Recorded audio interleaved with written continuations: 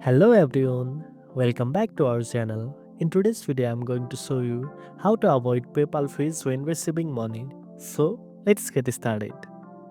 First of all, open your preferred browser on your Android phone and go to the official website of PayPal at paypal.com. Log into your PayPal account using your email and password.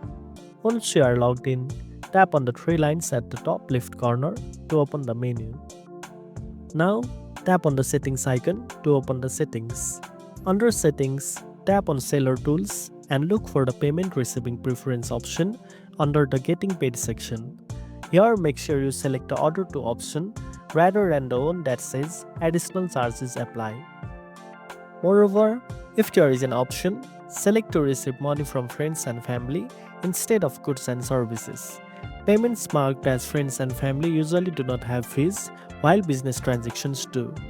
Another important tip is to always ask the sender to choose the friends and family option while sending money.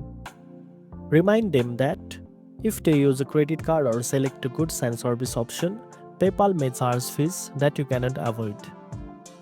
Also, always double check that your PayPal account is set to a personal account, not a business account, if you mainly receive personal payments.